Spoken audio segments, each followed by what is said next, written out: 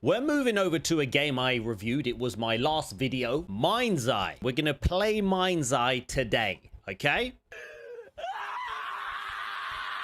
The actor actually spoke out, and he seems like a cool freaking guy. He said, basically, this isn't what I expected. MindsEye actor weighs in on the PS5's flop shoddy launch. I don't love it. And we are gonna just have a look at what he said.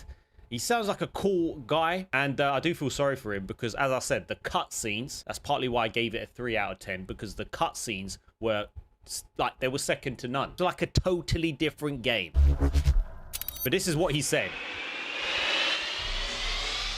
They don't want us playing the game for a reason, then. They've caused these glitches, you know, to stop us from playing the game, I think.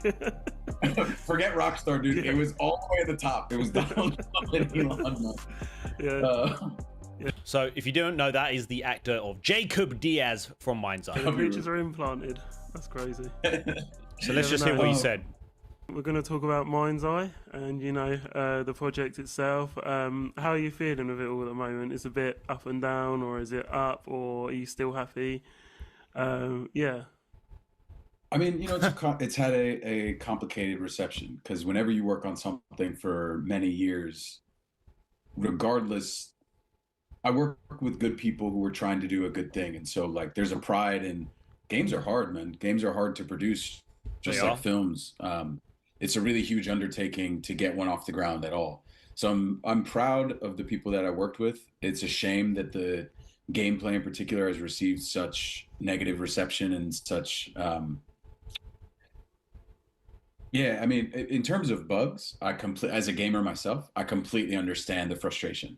Like, there's no, to me as a consumer and as a gamer, there's a shared frustration, and like, why would you as a company release something that seemed to not be ready in that way? He sounds so down to earth, this guy, and he sounds like a gamer. Again, he's just the actor, and you can see his frustration as he's speaking. In terms of people's opinions about the gameplay itself, I'm a big proponent of, like, everybody has an opinion. Everyone's entitled to have different tastes, to like different things. So if you put the bugs aside, like, whether or not people are into it, that's between them and them, right? Yeah. And I love the way he says that, because I don't know about you guys, but you sound, you know, when some developers, or, you know, when gamers criticize something, some people get on the defensive, and I just like the way he says, listen, in terms of gameplay, like, you each have your own opinion, and that's the way it should be. Some people will like it, some people won't. Like, the shooting, you know, the shooting was repetitive. It could have been that cool PS3 era if the NPCs were good. Like, the shooting was, you know, had a few cool headshots. But he just sounds like a cool dude, man. Yeah. Because for example, I'm not such a big fan of, let's say, like, a multiplayer shooter like Call of Duty or something like that. Yeah, like, same here. my friends were all into PUBG. It's just not my thing. So even if the gameplay is great, I'd be like, yeah, it's fine. It's a shooter. You run around, you do the thing, the map shrinks, whatever. I don't care for that kind of gameplay. Yeah. So in that, I have no response other than, like, enjoy what you enjoy. In terms of the story and the cinematics, I actually find there's a couple of glitches that I find pretty amusing. I love the way he finds it funny. I was circling about Seb and, like, how sort of, I don't know, like H.R. Geiger, he, like, turns into this weird creature because the thing stretches his face out all funny. I actually kind of like that stuff. Obviously, it's not on purpose. That's a bug. But I find that amusing rather than being disappointed or frustrated by that. It's just kind of like, all right. Yeah, that is funny. When there's funny bugs like that, it is jokes. But he sounds like a cool guy, and I loved working on it. Like, I loved the. It must have been amazing. The cast itself was great. Everyone showed up and gave their all and was a decent human being. We had no assholes, which I'm really grateful for. And I had a blast working on it. Build a Rocket Boy treated me very well. They were very kind to me. In terms, as an actor, you know that you don't have necessarily as much creative direction as you'd like. It's not like I go in there and I go, this is what I think the story should be.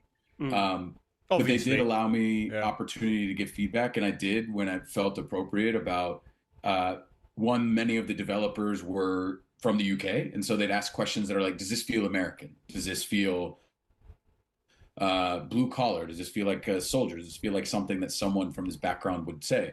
And there were many times where I was like, no, and then they change it. And I appreciate that. That's cool. They were open and receptive to the feedback that was like, actually, that doesn't sound like us in the States. That sounds very... Anyway, we're not going to watch the whole thing because it's quite long.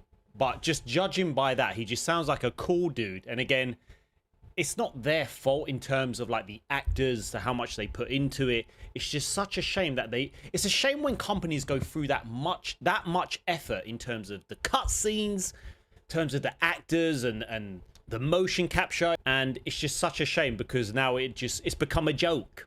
It's become a joke. Man, where did it go wrong for MindsEye? I just feel like, why? It must be, and Floyd, you just said it as well. They must have ran out of money. They must have thought, we have not got enough money to carry on developing this game for another year. We have to release it, and we have to get some money in so that we can potentially fix it. There's a load of layoffs going on. After I did my review, there was an article saying that there's quite a lot of layoffs in that company. I don't know if it'll be shut down eventually. I don't know. You can't ask for money for that game on a PS5.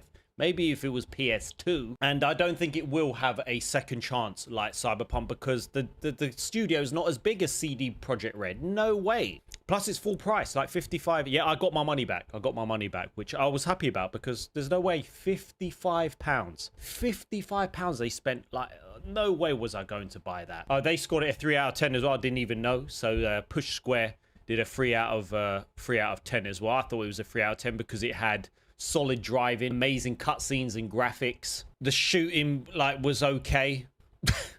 But I thought, you know what, the story could have been better.